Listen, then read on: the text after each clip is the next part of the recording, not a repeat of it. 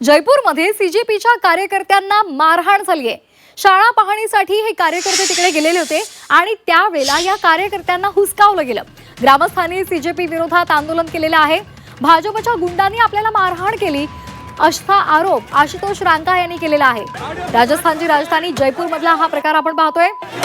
तिथल्या बगरू इथल्या रामपुरा कंवरपुरा गावामध्ये सरकारी शाळांची व्यवस्था पाहण्यासाठी कॉकरोच जनता पार्टीचे कार्यकर्ते तिथे गेलेले होते आणि यावेळी तिथल्या ग्रामस्थांनी त्यांना हुसकावून लावलं, त्यांना मारहाण केली आणि त्यानंतर ग्रामस्थांनी सीजेपीच्या विरोधात आंदोलन सुद्धा सुरू केले।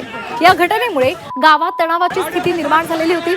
तर सीजेपीचे आशुतोष रांका यांनी यावेळी सीजेपीच्या कार्यकर्त्यांना भाजपच्या गुंडांनी मारहाण केली आहे असा आरोप केलाय।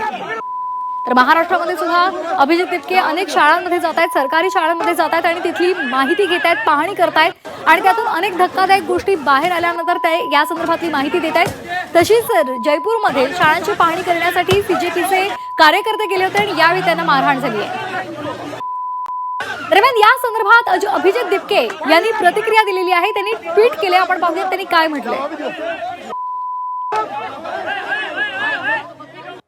तर सीजेपीचे संस्थापक अभिजित तिपके यांनी ट्विट करत काय म्हटलेलं आहे आपण पाहूयात। राजस्थानमध्ये नक्कीच चाललंय तरी काय? भाजपचे गुंड आशुतोष आणि सीजेपीच्या इतर स्वयंसेवकांच्या जीवावर उठलेत। राजस्थान पोलीस अशा प्रकारचा हल्ला होऊच कसा देऊ शकतात? तर असा प्रश्न अभिजित तिपके यांनी उपस्थित केलेला आहे।